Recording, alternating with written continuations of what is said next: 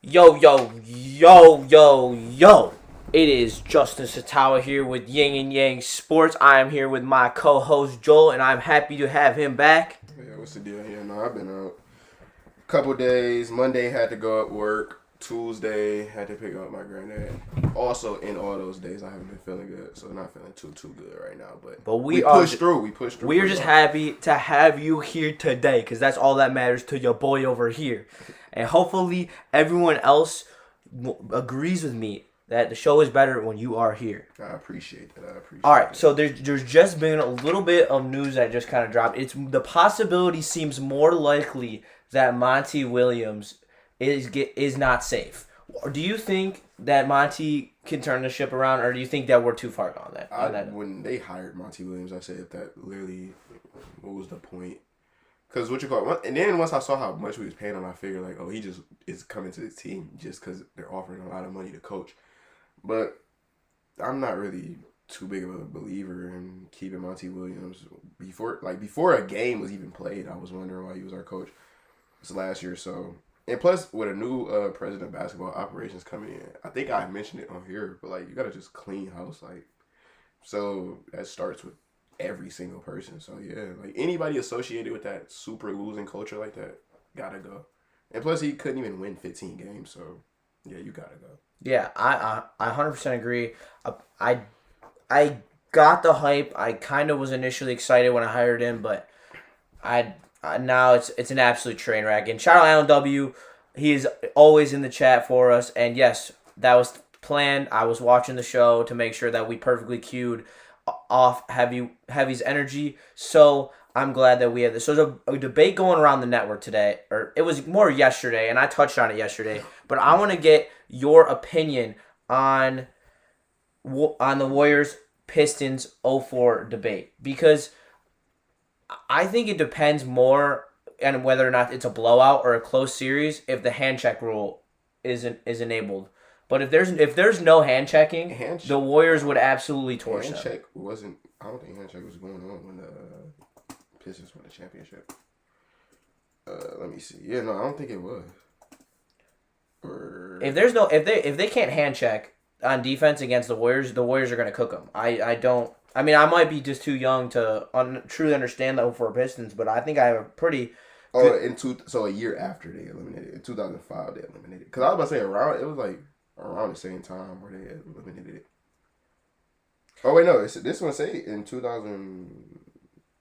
Oh, say it was abolished for good in 2004. So I don't know if it was before the 2004 season or after. That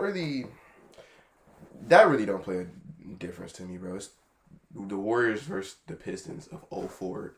If you look back at when Tayshaun Prince got his block against Reggie Miller and like the iconic chase down block, the OG chase down block, the score in that fourth quarter with like a minute and a half, 2 minutes left was 69-67. I say that to say it's a completely different game from when the Warriors won the championship and when the Pistons won the championship. If you just say, we not going to go off like rules of the times, we'll just let y'all play basketball, like we'll just roll the basketball out there and let y'all play a 4-game series like it's damn near pickup. The Warriors are thraxing them damn near every single time. Like, I would say Pistons would be lucky to get it to 6, but I find that to be a gentleman's sweep. Like, it wouldn't even really be competitive. Like, I get what I replied to it in the comments on like a couple of like the people that was like posting this, because I'm like, bro, what the fuck is his name? I'm blank. Rasheed Wallace. Rasheed Wallace was like, they too little. Like, okay, bro, but like they can score way more and way easier than y'all. So y'all would have. The Pistons would have. They were saying the Warriors would only put up 81 points. Yeah, they sound crazy as fuck. They had Kevin Durant, Klay Thompson, and Steph Curry. If you're telling those three alone would probably put up 81 points. I think so. And they're for the entire season, team averaged less than 84 points per game apparently against that 04 Pistons teams. But KD and Steph on an average basis are getting 25 each in that game. No, that's not probably 30.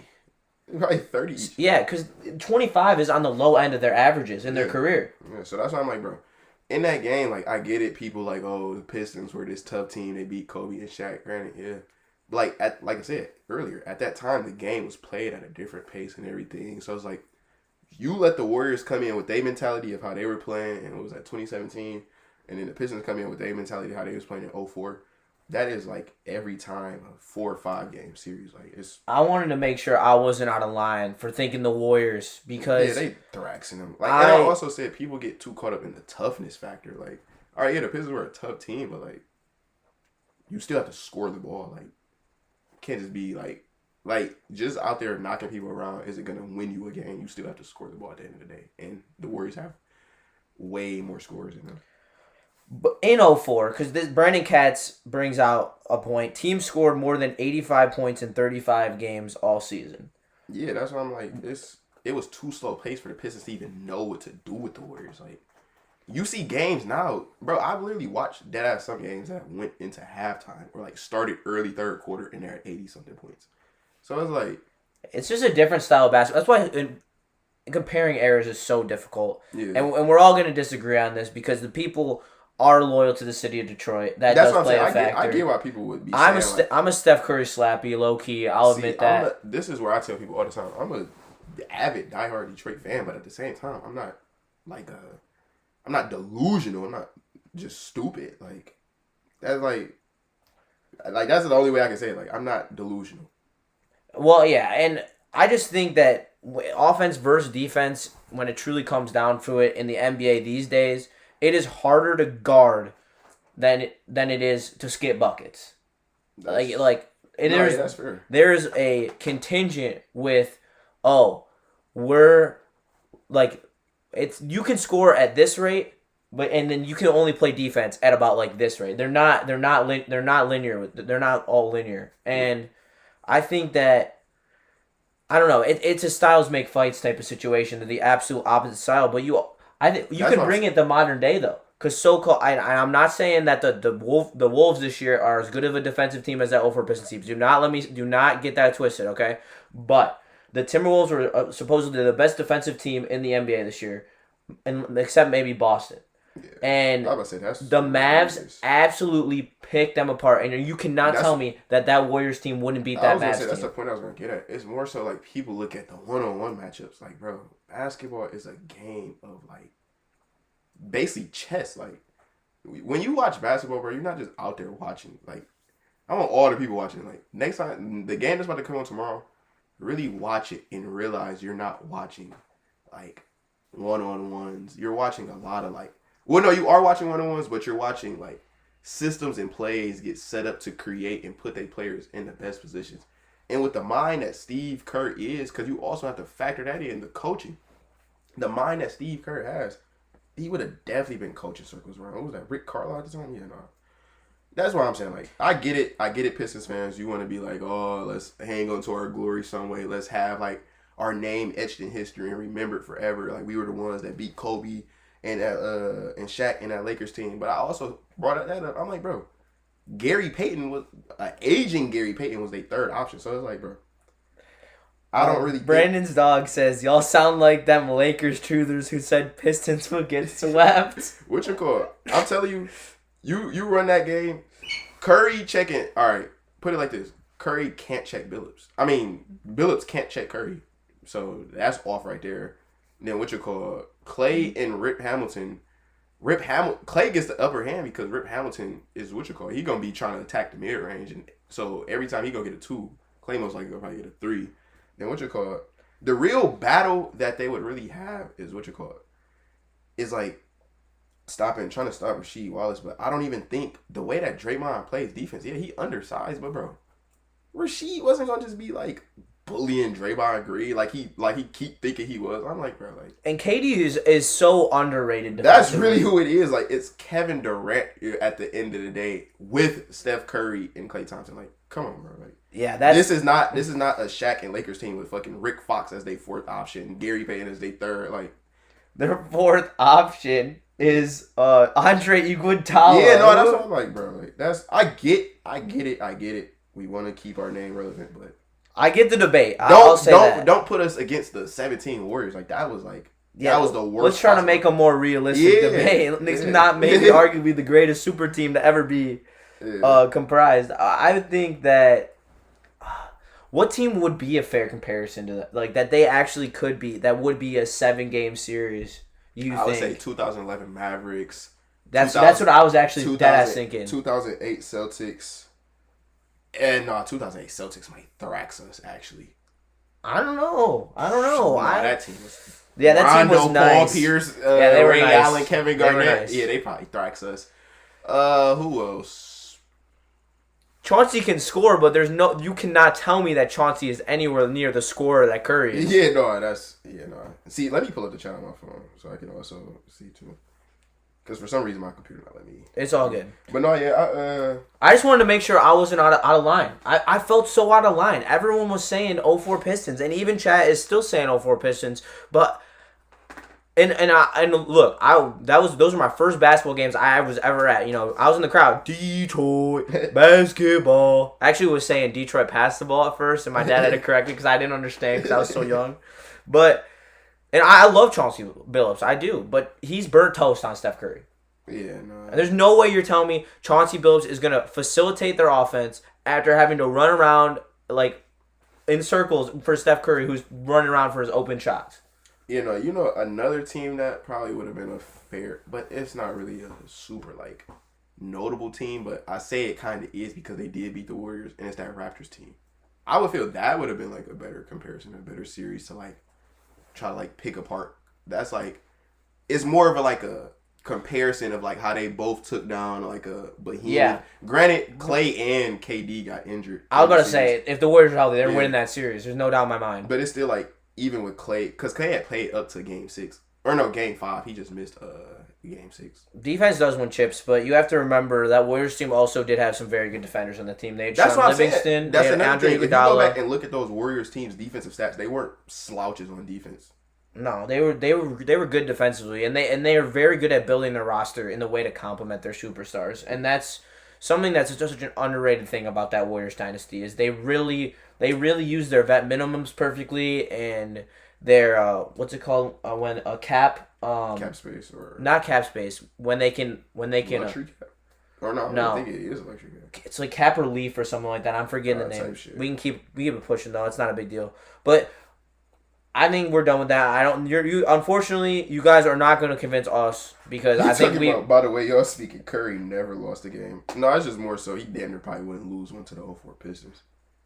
Yeah, I mean, I'm not saying that. I think it'd be a 6-game series or maybe a 7, but I do think the Warriors would win. No, I said in one of the comments that I posted, I said they'd probably go to 6 just off the simple fact that the defense probably do end up winning them one game if it just like gets sloppy. But like in that series, the way I look at that, once the score once it gets past 95, the Pistons are out of luck. Well, Alan W brings up a great point, and there's more free throws today, and I agree with that. But if you're playing out this hypothetical situation, you're probably meeting in the middle in terms of rules. You're probably going somewhere like 2013, 2014 rule book, and which in that case, that's fair. It's still going to be guard heavy. It's still going to be a guard league, and it's not going to favor the Pistons.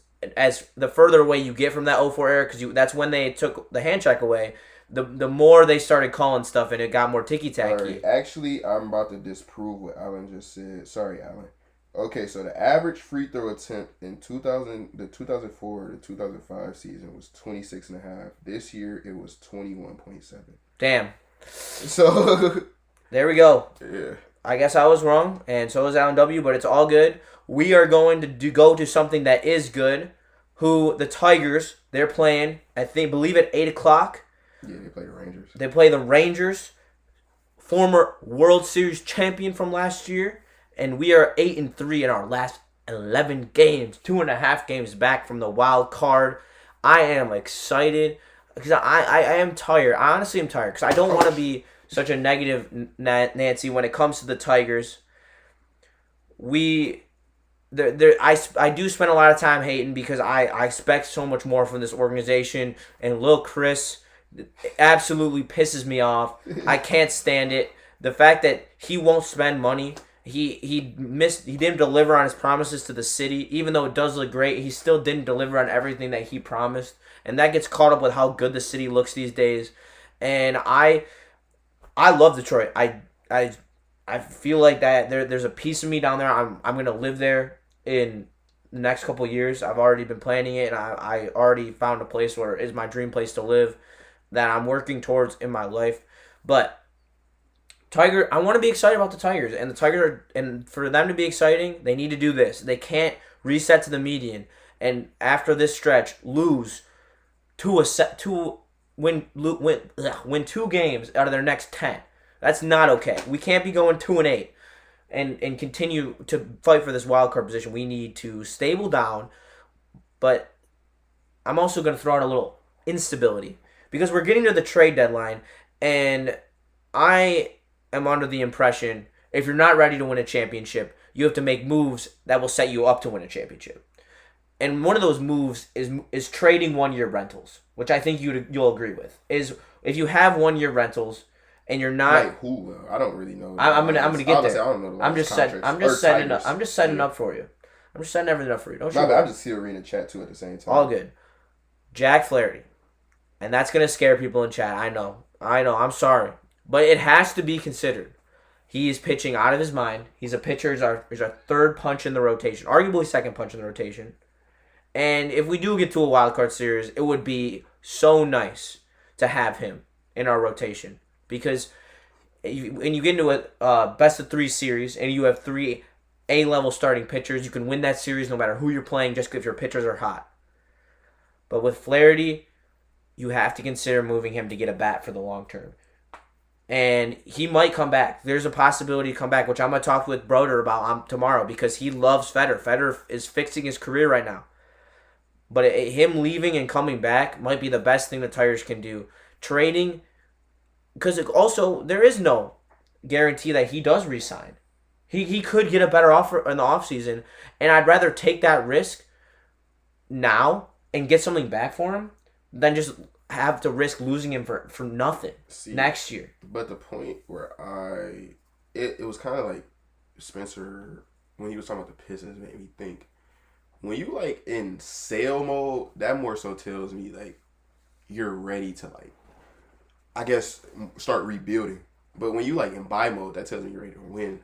So I would more so say to answer that question is, do you want to see the Tigers try to win now, or do you want to try to see them just like I want to rebuild? That's I'm like even still in that how y'all talk about Jack Flaherty and people like talk about the other pitchers like Tarek Skubal. That they were considering like possibly trying to trade before for having to pay him, but it's like why not keep those people as like your cornerstones and decide just how the Lions showed you like you're gonna have to pay like some type of core, so choose your core to pay. Well, what I said earlier is I would like to try to re-sign him now, and if you can't re-sign him, then you deal him.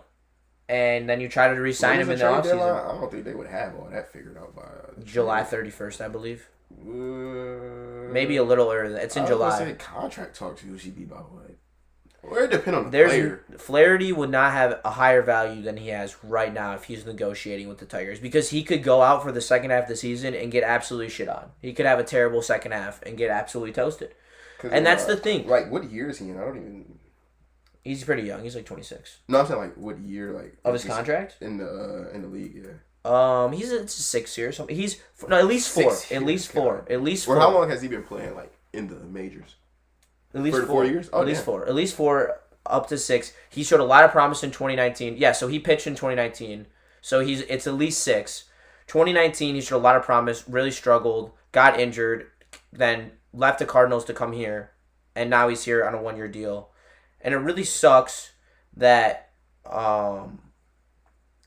it's set up like this because I don't want to trade Flaherty. I do think he could be a piece for the future. I don't, but at the same time, I'm not here to win wild card games, you know. Yeah. And I'm losing the divisional series. I'm here to build towards a championship. And I guess as much as I want to be excited about the Tigers, 100%. You have to be willing to sacrifice for the greater good of the future. And if you're gonna be able to get a bat that's under arbitration, July 30th. Thanks, Chase Hamley. Shout out to you. And if you can get a bat that's under control and you have contract control of him for the next couple years, then that is such a big advantage because then you're losing a 1-year deal, and you're gonna get a I think you're gonna get either a solid MLB player or you're gonna get an B plus A minus level prospect. Like you're gonna get probably a top 5. I could see them getting a top 5 prospect for him. That's a little young, on the younger side. Yeah. That hasn't shown maybe as a total flash, but maybe a very nice flash. I definitely could see that. Also, shout out McGonigal. He's been killing it in the minors, and he's a shortstop, and we need that. I also would love to see us go after a few of the other names on the block from the Blue Jays. But speaking of blue teams and blue colors, and we are going to move to the Lions because Dan Campbell stepped to the podium today, and he talked about Khalif Raymond. And what I kind of pulled from that is he's thinking that Khalif Raymond is going to be kind of a wide receiver 3B, where they're going to interchange him. String. Yeah, 4th string, but, well, he didn't come out and say that. That's just my interpretation of it. Because it sounded like him and DPJ are going to be, it's going to depend on the formation, depend on the scheme that they're trying to get. And I love to see that because I love bounce. My favorite thing is bounce. I absolutely love bounce. And when you can set up in a heavy package and you can have DPJ on the field, or you can set up in a more slot-based package with Khalif and Amon Ra. There's just so many, and Gibbs in the slot. Like there are so many. Like you can stack for, and Khalif's a deep threat too. And I love how they kind of sneak that deep throw in there at the perfect timing with him. It's always at the time where you're like looking at everyone else. That's the point I was about to get at. Like they really are like they're just different sizes, but skill set wise they're very similar. Like they both are like more of a either at the line of scrimmage, catch a little wide receiver screen and do something type of receiver, or run a deep route. So I really not too worried with that. I'm a fan of Khalif Raymond. When they were talking about who was gonna be the kick returner, I literally was asking Maz because they were saying like all these names. I'm like, did Khalif Raymond die? Like we already have our punt returner and kick returner. Like. And a very good one. Yeah, I love him as a kick returner. I think that he's sure-handed, and that's what that's a big thing for me. I don't like fumbles. When Gibbs fumbled in the NFC Championship game, I lost my mind. That was his only fumble, and I know. I'm just jealous. I mean, if you watch the play, he didn't even. The play was doomed from the very start. No, it was, but I just don't like fumbles, especially at that critical of a moment. I was always taught about ball security is the number one thing, and when ball security is not the number one thing, then I start to get. Well, I ain't gonna lie. For somebody that barely touched the ball, I would hope you don't fumble. So I'm not really too. I guess I'm not gonna toot his horn too much for not fumbling if he only getting kick returns and punt returns. In the end, I think this year shows he only had 35 receptions. So yeah, I would pray to God out of touching the ball probably maybe. Out of the total season, about close to touching it all together about 80 times. I would pray you don't fumble in there. What do you think about Alan W's comment? Put Vaki out there for returns. Khalif will be a more important receiver this season. Can't risk him getting hurt. I would say if you watch Sione Vaki, you damn near can put him at Khalif Raymond spot. So it's more so whoever the Lions want to use at that spot, because I was watching I actually caught like a fair amount of Utah games with him being there, because they always had like they always had some like decent game on. And when he was in college playing, like I said, he would line up in the slot sometimes too, line up at running back, and he showed that he got the skill to like run routes and everything. So I wouldn't be surprised if what numbers he wearing? I don't know. It's like 33 or something like that. Because I was gonna say that. No, I feel 30. That'll answer 33 is Branch. No, he's been taking reps at running back. Yeah, Brian Branch for 32. Vaki's been taking snaps at running back. See, yeah, no, I think he'll probably take snaps at like damn near everything. And I read an AI projection of his by the 33rd team yesterday on stream, and it projected him to have 542 total yards and a couple touchdowns. What do you think about that? It's AI. I don't know. 500 yards is at what, running back? Mm-hmm. No. Total yards, like you're receiving and rushing? I honestly see it's hard to speculate because we could say like right now they're gonna use them in all these different ways. Then we could probably end up only seeing them in like just little certain packages. So like I was right. 500. Yeah, 500 words seems like, or not 500. It's 500 yards seems like. Well, do you think how many touches do they think he's gonna get? That's really more so what I look at. Like, how many touches are you gonna get? A couple per game, I'd say. It's gonna vary, but because I know for a fact, I won't say it like that, but I know there's probably gonna be some games where he definitely probably doesn't touch the ball at all. So I think that 500 number could be a little. So let me put. Well, it is 17 games though, so. Let me put it this way: do you think that he's gonna fully take over for Craig Reynolds? Because I don't like Craig Reynolds. I don't even know. Craig Reynolds probably gonna be on the bubble this year, so I don't even know if Craig Reynolds is gonna make the team. It's good enough for me. I'll take that 100%. No, yeah, I don't tolerate the Craig Reynolds hate. Well, speaking of hate, PFF has a terrible vendetta against our man, Kirby Joseph. And we've talked about it. We're both high on him. And we both love him. But like I said, though, was that list from like... No, what is it basing it's from 3 days. I'm saying, what is it ago. basing it off of? But like, is it just like... PFF grades. So it's just that's what I'm saying. Like, so PFF, you got to like pay attention to that when they do stuff. When they grade certain players, they'll like put like a player who got like way less usage and they've made plays, so that their grade will be way higher. It's not grade. It's grade and eye test. It's a list done by I will reference. Cause I was gonna say if it's grade, they damn near just be putting. No, it's not by grade. It's by Zoltan Boudet, and it was from 3 days ago. Bro name is Zoltan, so I would assume America is even like. You can't be saying that, dog. Country. No, I'm saying like he probably don't even really know too much about football. That's like if I just watched like soccer for like 2 years and then just was like, all right, these are the top 30 strikers.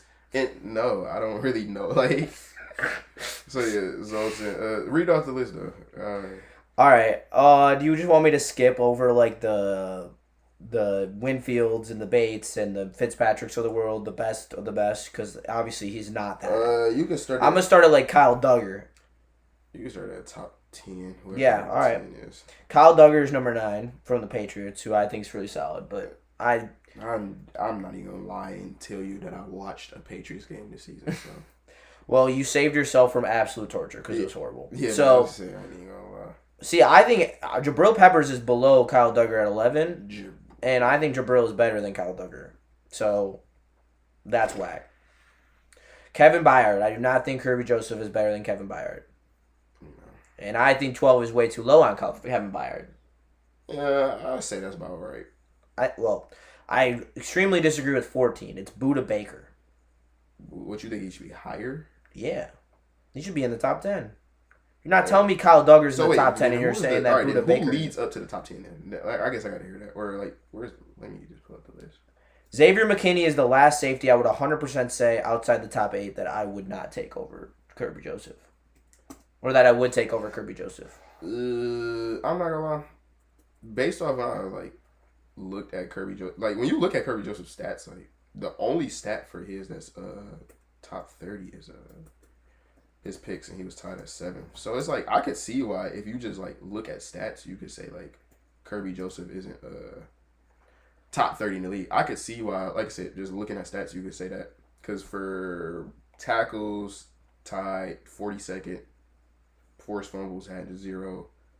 So I don't really expect that too much out of safety, and then interceptions had 4. Safety is such a and pass deflection 11. So it's like, I don't really know, like, because based off, like, how many, like, busted coverages we had, I thought he for sure had, like, way more than 69 solo tackles. But I guess I'm mistaken right here. But based off my eye test, we're looking at Kirby Joseph, I would probably put him around, like, the top 15, 20 range. That's where he at. That's where he settles in my book.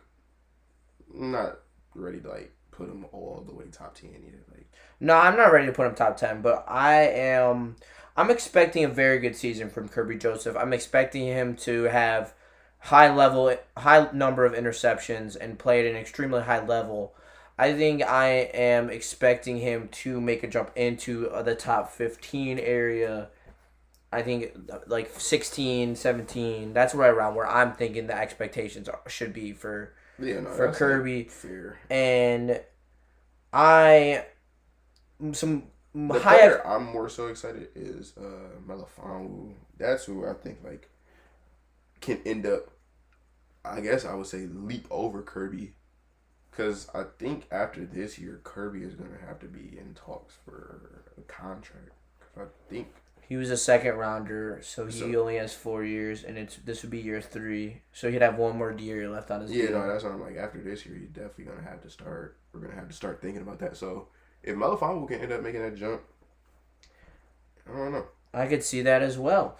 And what I also could see is how hype I am for the D line, because I'm like a lot. I feel like I am in the vast minority on how I like our D line. Our D line has a lot of good components to it that are very underrated. I think that if Marcus Davenport can stay healthy, that is a great pairing for Hutch, because he's a speed rusher. He's big, he's uber athletic. You also have James Houston, who has proven he can rush the passer. You have I love the signing of DJ Reader. He's a top 5 run stuffer in the NFL in the interior defensive line position. And I think that Aleem McNeil is going to take a jump. He's only going to benefit from DJ Reader signing. And then Wingo. I love Wingo. I love that pick. I'm a huge believer in Wingo. I think that just taking those backup reps behind Aleem and behind DJ Reader this year, and just coming in, Broderick Martin as well. Talking about Davenport is apparently already hurt. Bruh. No way. No way. All right, well, that's why we have the 3rd most cap space in the NFL. If we want to go get another edge rusher, we can get another edge rusher. But at this point, I'm sitting. Maybe, later in the season, you get one of those vets, like I believe Judon is still on the market. I bet he's not gonna sign until mid-season, because he's gonna ring chase. I don't think nobody gonna let Matthew Judon sit till mid-season. I mean, he might be signed closer to the start of the season, but I don't think a player of Matthew Judon caliber sits to middle of the season. I don't know. You couldn't see it though. I don't even think he's gonna probably ring chase. How old is Matthew Judon? Like 35. He's pretty old. He's getting up there. He's still an absolute dog. And I am 31. Yeah, no, he's only 31. Yeah, he's looking I was for. gonna say he probably not ring chasing. He's looking for a long-term contract. 100%. Yeah, he's not ring chasing. Yeah, he's only played 3. I'm talking only, but he played 8 years. So, I don't think at that point. I mean, maybe.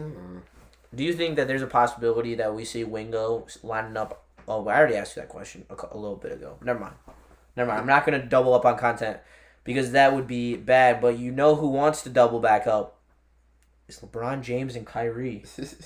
Did you see those comments today? I saw the little where he was like, "I'm glad for him, but I'm mad he's not my running mate no more." And I don't feel LeBron is wrong to say that, because Kyrie didn't leave because Bron had a problem with him. Kyrie left because Bron, all right, I get it. That's the point I'm about to make. People saw that quote in that clip and were like, "Oh, bro, salty, wishy, da da da this, da da da da." But if you really kept up with that dynamic over the years and the way LeBron talked about Kyrie, he literally said the only thing I wanted for Kyrie to be in this league was the MVP. I looked at him like my brother, So he more saying I'm hurt for that reason, that he wanted to leave me to try to go do his own thing, and I just wanted to build him up to be able to do his own thing, but he left me before that could even take place. And I guess he thought in his head that there was some dynamic between him, that LeBron was up here and Kyrie was right here, which is very fair, because it's LeBron James. Granted, Kyrie, you're a great player, but it's LeBron James. That's if Scottie Pippen, that's if Scottie Pippen was yeah, no, I'm finna lead the Bulls. I don't want to be a second fiddle to Jordan.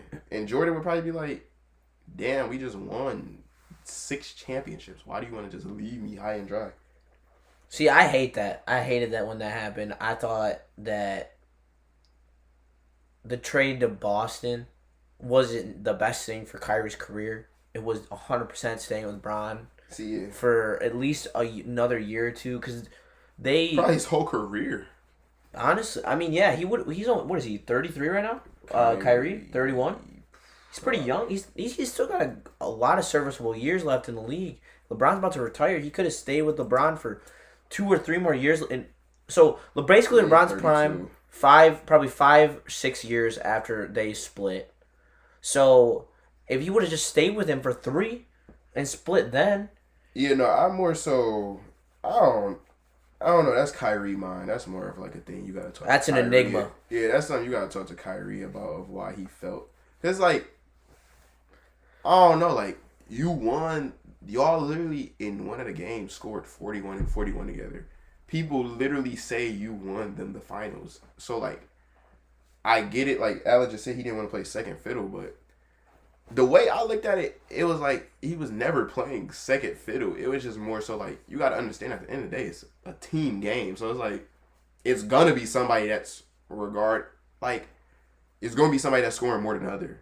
It's gonna be somebody doing more than the other. It's a team. Like yeah, in a perfect world, everybody could put in an equal part on the team, but we don't live in a perfect world. So that guy up north, thank you so much for checking it out for the first time. I do have to say this is a little bit of a construction show because we are not allowed to be in our regular studio today. We will be back to our regular studio tomorrow, so it will be better quality tomorrow. But thank you so much for tuning in. I appreciate it. and then what you call it? Alan said they would have won another ring or two if they would have. 100%. Yeah, no, definitely. Because the year when the Raptors won it, that would have been their year. Like, if you keep the Warriors situation the same way, they easily win that championship. 100%. They probably beat the Warriors in 5, 6. Yeah, I was gonna say they probably win that in 5. Then what's another year they probably would have won it? If they would have ended up staying in Cleveland too during that COVID season, they would have definitely probably won it then. Yeah. They would have definitely won it then. Because he won it with AD, and I think that Cavs team is better than that Lakers team. I'm trying to remember who was on both teams. The Cavs team definitely better, yeah. Cavs team just looked worse because they were going against the Warriors, so it was like, yeah, you're going to keep getting 4-0 and 4-1, but still a good team. What up, Mike G? Go Blue, as per usual. Another thing about Kyrie is our fellow intern, James. He brought up a point that... I damn near jumped through my TV when he said that. you and me both, because I was heated. He thinks that Kyrie is 1A on the Mavs. Like, I get exactly what James was trying to say, so, like, I ain't going to just say, like, oh, that was a crazy, like, ridiculous thing to say. Like, I get 100% what you was trying to say, but when I, like, initially when he said it, he was like, because I was like, all right, yeah, career-wise, Kyrie better. But I was like, no. I literally, like, snapped into my head. I was like, no. I was like, let me look at this up. Because I was like, Luka already has 5 All-NBAs. I know that for a fact. And Luka has been in the league, but he got All-NBA 5 of the 6 years. Or I think he got 6 of the years. Let me double check. And Kyrie only has 3. So I'm like, if you Kyrie only has 3? 3 All-NBAs, yeah. Because All-NBA team is low-key hard to make. Like, no, it is. I was about to say, that's what, it's the top. Because they just changed it this year to where it's like, just almost basically anybody. But before it used to be like Team A had to be point guard, shooting guard, small forward, power forward. No, I remember that. So yeah, that's why I used to like. It was a lot of years he wasn't top 3 best point guard, so that's why. But and you can never tell me that Luka is not a top 3 point guard. Yeah, no. So in any year he's been a part of the league, pretty much. Except maybe his rookie year. The only thing that's gonna be like that Kyrie has over Luka right now is the 1 ring, and if they end up winning a ring together, it's like. All right, Kyrie has 2, Luka has 1, but it's like now you take the ring argument away. Luka has 1, Kyrie has 2. Like and Kyrie's in the league longer. Yeah, he got and like you just said, Luka is doing this at like an earlier point in his career. Like, so that's why I was like, I get what you're trying to say, but no, like I get it because it's early in Luka's career, but players like Luka and like even switching sports, Patrick Mahomes.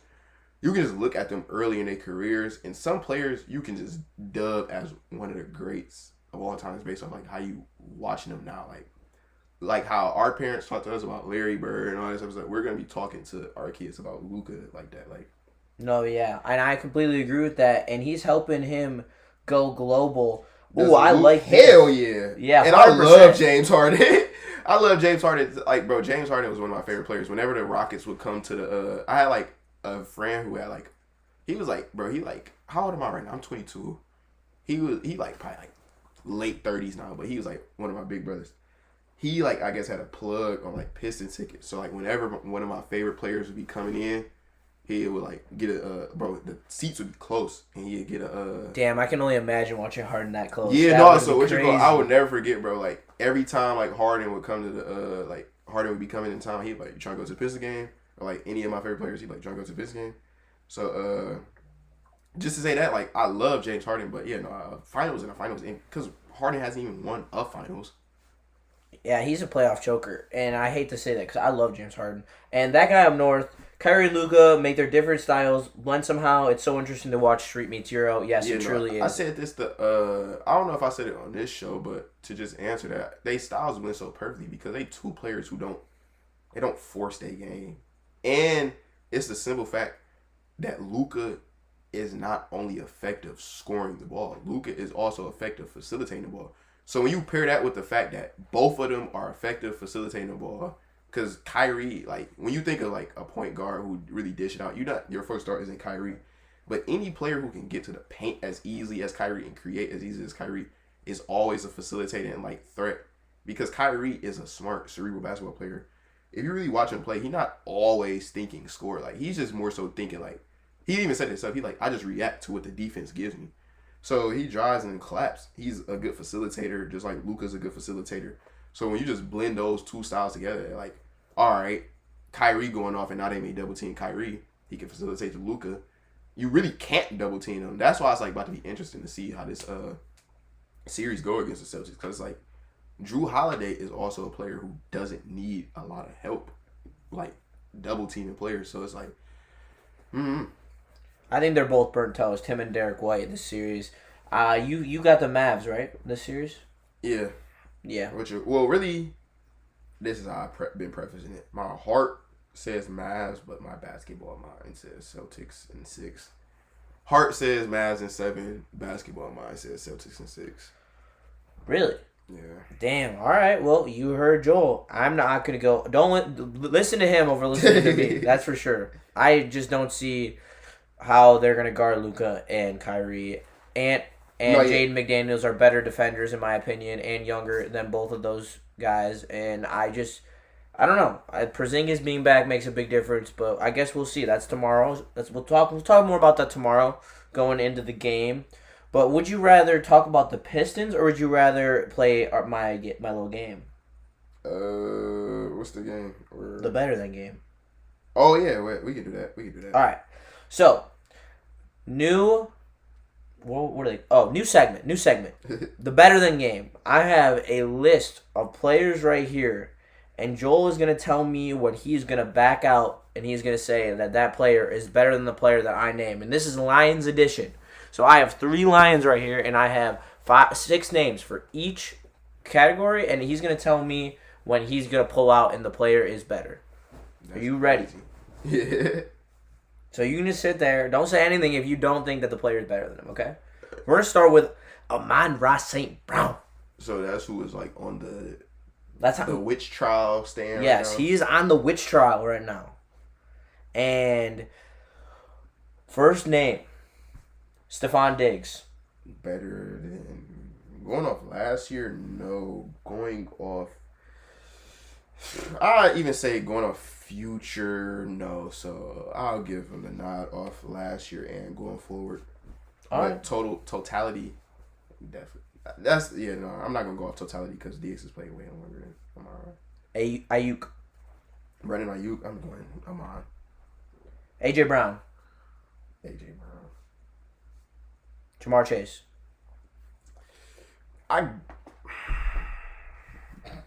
I told you these would be hard. No, it's really more so I'm still thinking about the AJ Brown one.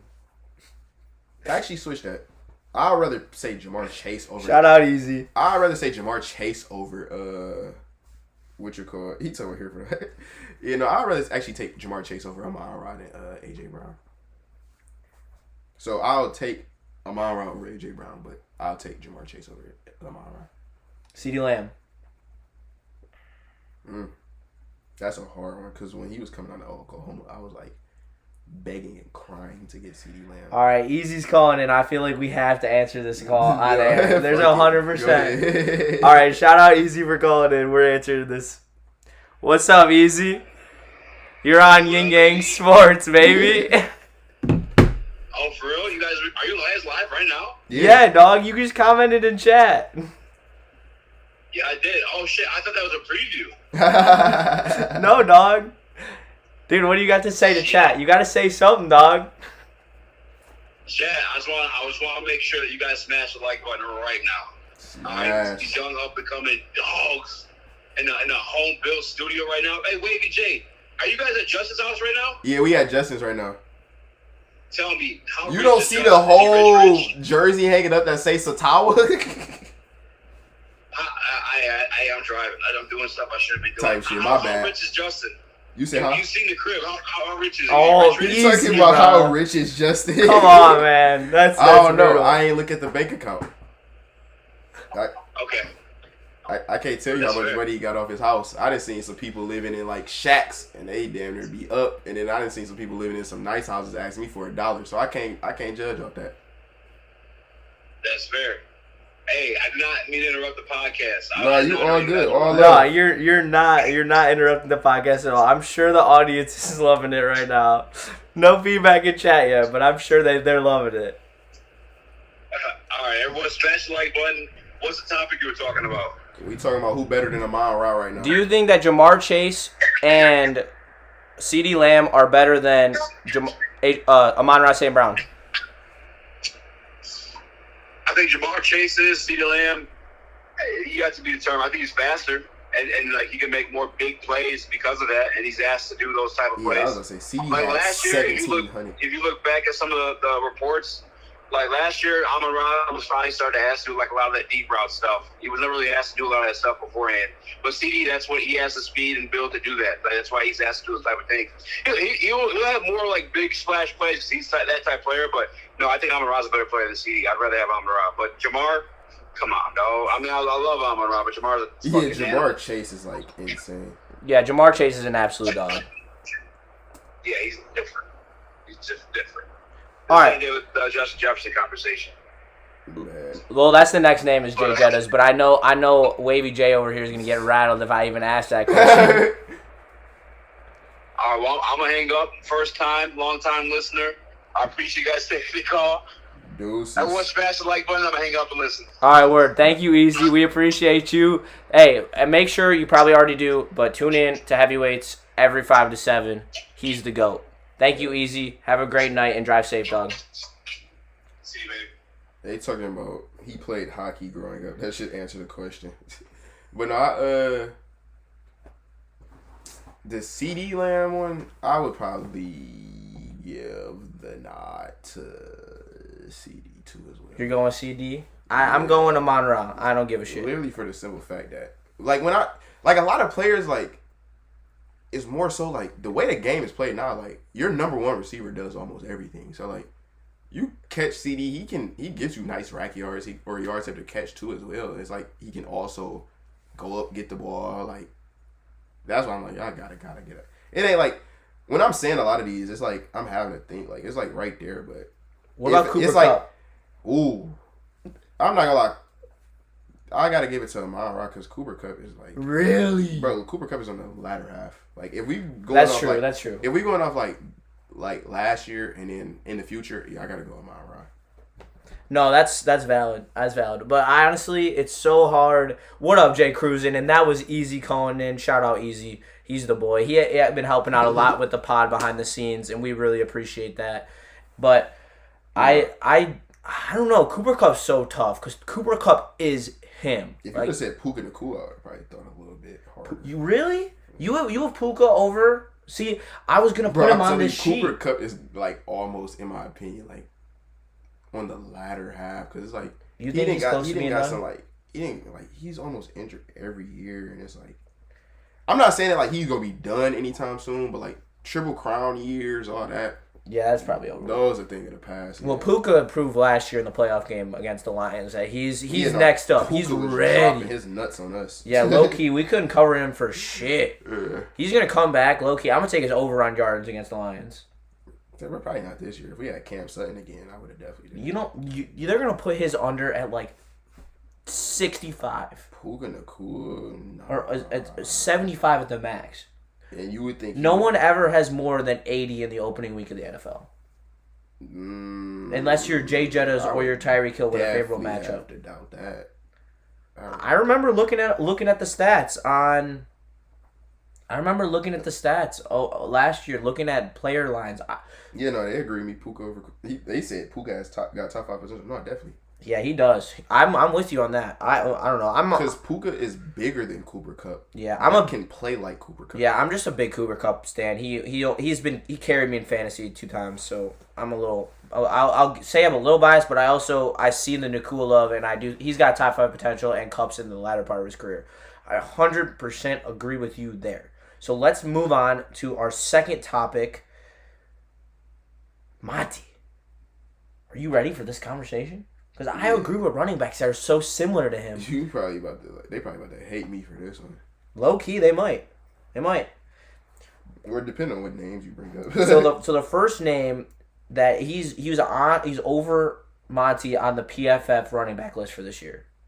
DeAndre Swift. Better than David Montgomery. Yeah. Like, no. No, I agree. All right, good.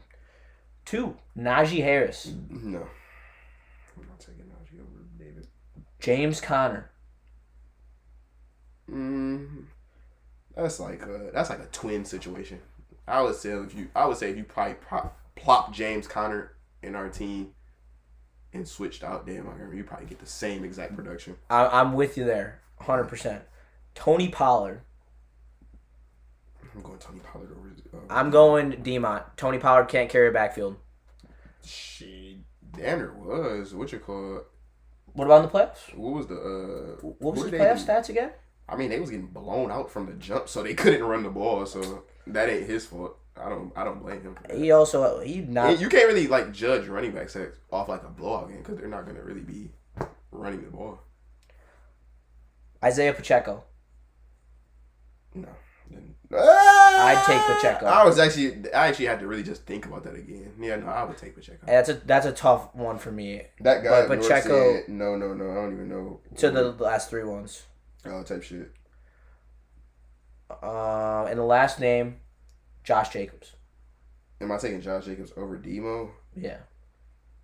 I kind of don't like Josh Jacobs as a person, so that's probably that's tainting me a little bit. But I would have to go Demo.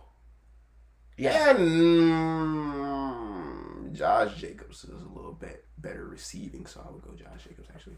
All right, I'm going Demont. I think Josh Jacobs for your. I'm gonna go with your Cooper Kupp argument. The treads off the tires. Josh Jacobs is only like year 6. I don't care. Running backs don't have a long shelf life, especially when it comes to being explosive. And I think his days of being explosive are over. Nah, I'm not gonna lie. That's damn near cap. Yeah, dog. Josh Jacobs. All right, we'll see this year. I mean, I think he's. Cause I would say he only had 800 yards this year, but he missed 4 games. So the year before that, he had 1,600. So that's why I'm like, yeah, and I think that what you will see him start breaking down when you have years like that year when he had 1,400 yards. That's a Todd Gurley year when in his prime, and he starts breaking down. That's a Zeke year before he starts breaking down. He's gonna start breaking down. It's gonna be slow. It's gonna be steady, and the tread's just gonna wear off. Packers, but no, I'm not running back in a 6 year. No, I'm not saying that because he's on the Packers. I said it when he was on the Raiders. Even in a 6 year with no major, he only missed 4 games. He had no major injuries. Josh Jacobs not losing no tread off his tires until like probably the end of his contract with them. Yeah, Bryce Stokes. Running backs are made of glass in the NFL, 100%. What's your call? That's cool, but Josh Jacobs is not about to be a victim of that this year. Look, I'm saying how it is. If I'd rather have David Montgomery, I would damn near make a bet, like a cash money bet with anybody that wants to take that. If Demo is going to have more yards than Josh Jacobs. Well, I'm not doing that because Josh Jacobs is going to own that backfield. It's a completely different situation. Even that, whatever you want to make it at, I would take it. But we don't live in a world of hypotheticals. No, I'm saying whatever you want to put it at, however you want to figure out to make it fair, I would take that. And all right, let's keep it pushing. We'll go to Gabe, the electrician, as Chef Talks Lions talks about it. Shout out, he's a goat. I'm going to get this off. Well, we on football. Daniels will be better than Caleb. He is in an easier division, too. His only real competition will be the Eagles. What do you think about that before we get into this Gibbs stuff? I would say that might be a little iffy for the simple fact that he's probably going to get cursed for being on the Commanders, and they just seem like a cursed team. But I'm not going to lie. Watching Jaden Daniels in college, bro, he don't seem too smart, if that makes sense. Like, he don't really seem like the smartest guy out there. Like, Caleb Williams not either. They did say that about C.J. Stroud, though. No, they were saying that about C.J. Stroud because it's Wonderlic score. I'm talking about, like, actually, like, decision-making. Okay, like, all right. Jaden Daniels does some dumb He stuff. does. He's very reckless. But so is Caleb Williams. I think Caleb... That's what I'm saying. They both, like, Jaden Daniels is more reckless with his body, which is why I was like, oh, yeah. he might be, like, if he keep doing dumb stuff like that in the NFL, like, bro, I watched a lot of LSU games this year, bro. And, like, it's a whole compilation of, like, him getting hit big. And I watched every single one of them live. And even watching it, like progressing to the play, I would be thinking, like, why is he not slid yet? Why is he not went out of bounds? Why is he not going down yet? Like, the one where he tried to, like, hurdle in the middle of the field. Oh, that was in the wild. middle of power. Like, bro, you can't make decisions like that. Like, in the NFL, you're going to get literally killed. So that would be my only thinking, like, he may do something dumb to get himself injured, so we wouldn't be able to see that. But who is he throwing to in Washington? Like, Jahan Dotson and Curtis. Is Curtis Samuel on that team anymore? Believe so.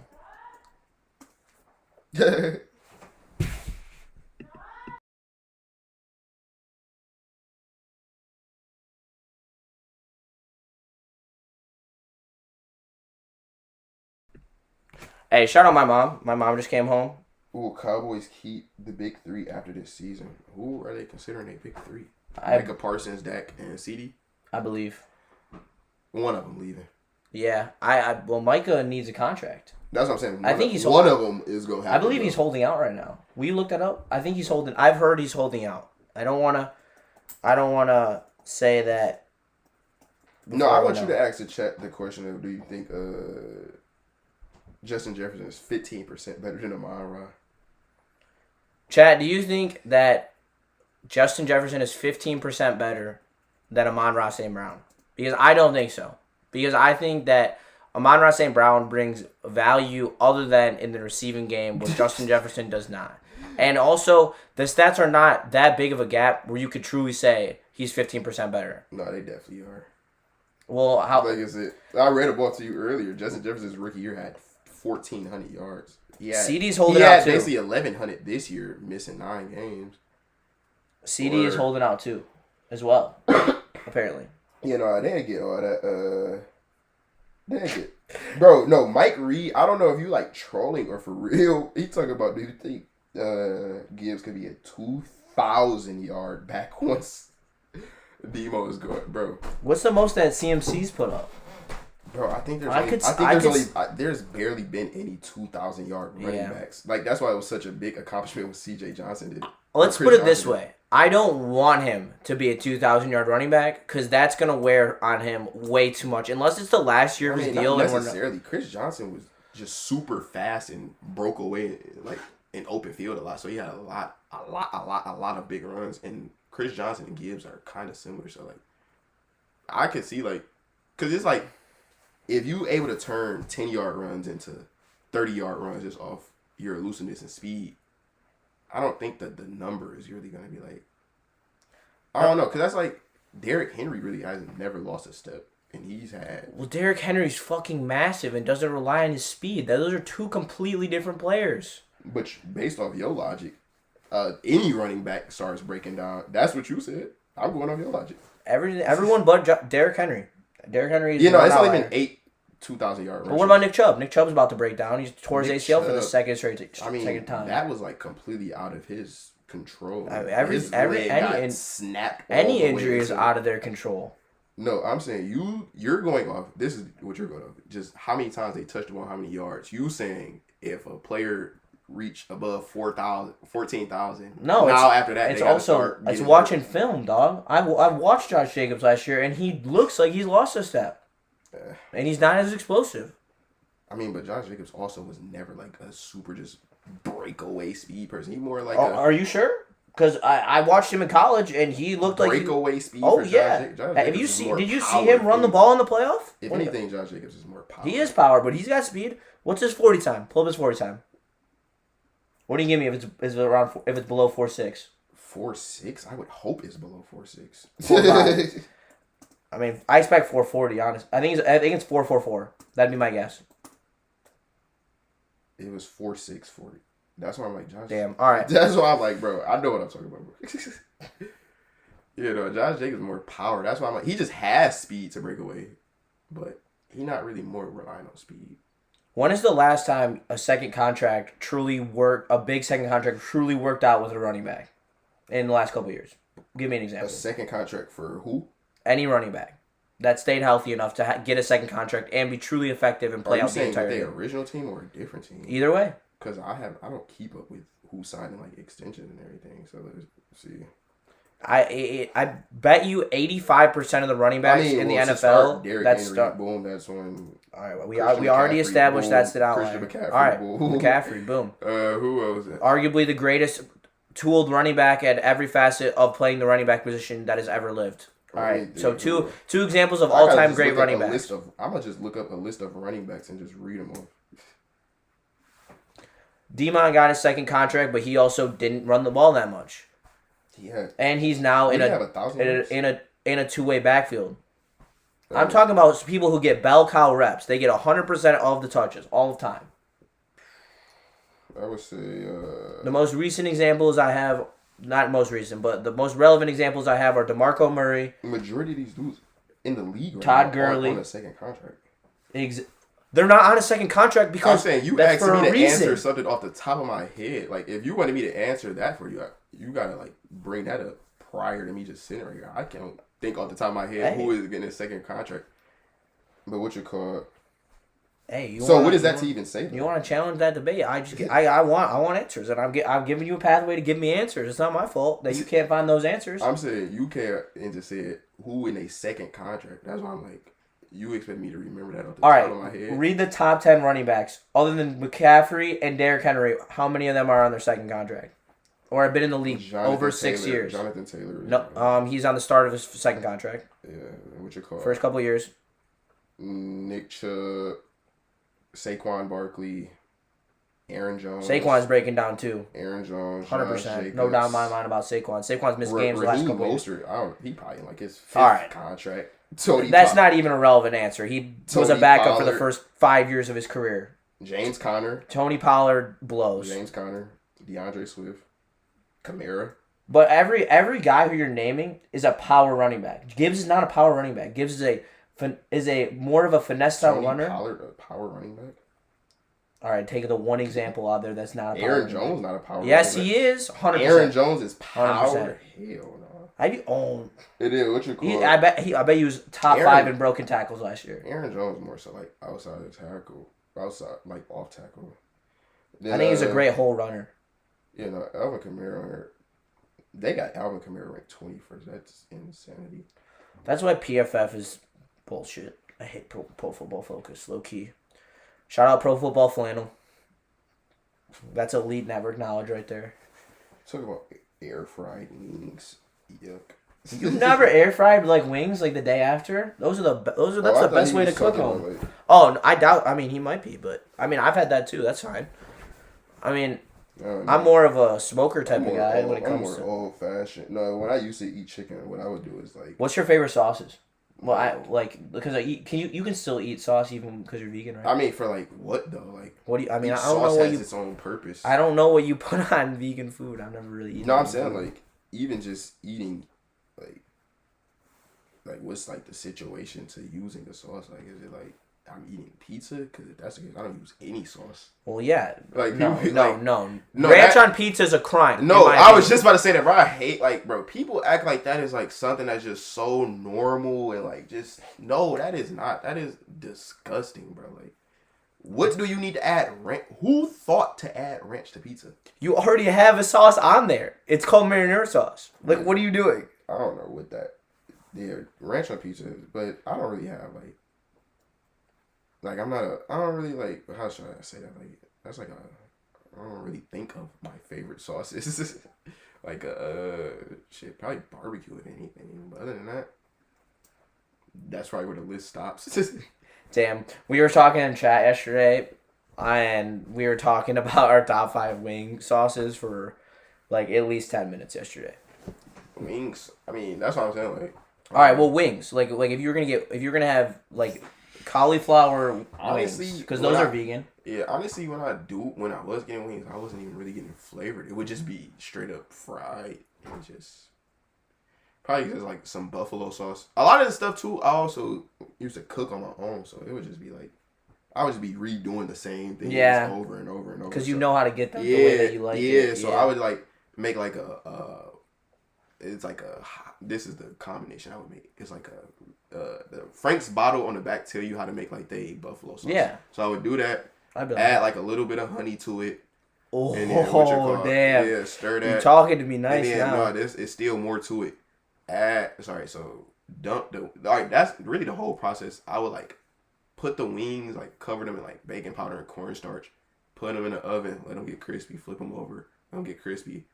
And then they cook, flip them back over originally, let them cook for about 5-10 more minutes, get a little crispier, flip them back over, let them cook another 5-10 more minutes. Now they extra crispy, you ain't even have to fry them. Then dump them in that sauce, sprinkle some lemon pepper seasoning on the top. Bro, I'm telling you, I really used to get down in the kitchen. Yeah, I get down in the kitchen. I 100% do. I feel like I feel like, oh well, you're vegan now, so you eat cheese. You don't eat cheese. No, I do eat cheese. You eat cheese? All right. I really don't even label myself. I just don't eat meat because everything that they was I said I would only eat meat if I get a farm and I can see how this shit. That's how my girlfriend is. Yeah, how this shit get raised, bro. But I think you'd be proud of my mac and cheese. I know that's. I'm not gonna lie. How do you cook it? I put it in the oven. No, I'm saying like some people like boil the noodles and like make a roux first. Right, you know what that is? Like a cheese sauce roux. Yeah, that's what I do. Yeah. And add the extra cheese on top. So what I do is I boil the noodles in chicken broth or chicken stock or something like that. No, trust. I'm listening. And then I make a cheese sauce. I put a layer of the noodles in. I put cheese on top of it, and then I put some cheese sauce on it. Then I layer it like that a couple times. Then I put a bunch of cheese on the top. Then finish off the cheese sauce. Yeah. Put it in the oven for like 45 minutes. Yeah. It crisps up super nice crust. Oh, before I do that though, I put a bunch of seasoning on it. This like smoky garlic seasoning I put on top of it. Put some cayenne, some red pepper, some paprika, and then just like some salt and pepper. After that you can stop with the seasonings. And then it's got a nice kick to it, and it's I think you'd be proud. I learned it off TikTok off of this very I'm thinking this you like just this very nice Southern woman. He talking about I did it on TikTok. That's what majority of people be saying. They don't steer you wrong. Most of the times, bro, when I used to cook, I used to just like literally like just think of something like I would literally like just use the ingredients that I had in the refrigerator, like. And that's a skill. Yeah, no, I was gonna say like I would just like look in the refrigerator, like, all right, I have rice, ground beef, peppers, tortillas, but I don't really have like. I'm like, all right, that's tacos. I'm like, all right, or that could be like higher. Or sometimes I would just like put the ground beef and rice in there and the peppers all in there, and just let it cook all together and just eat that. Like I would just like do whatever for real. Well, I'm going to save this Jahmyr Gibbs topic for tomorrow because I have some really interesting names on here, starting with Josh Jacobs, comparing him to Jahmyr Gibbs. But we will get that in the next time. Thank you for tuning in to Cooking with Ying Yang. I'm just kidding. Thank you for tuning in to YingYang Sports. We appreciate you all. For everyone that was in chat today, Jay Cruz and 71, that guy up north, Alan W, Mike Reed, Bryce Stokes. It's a lot of people. Oh, there's a lot of people. I want to make sure I get everyone at the top. Brandon's cats, Brandon's dog. Shout out the Brandon Army. That shit's so funny. Keep that shit going. I'm so curious when we'll get.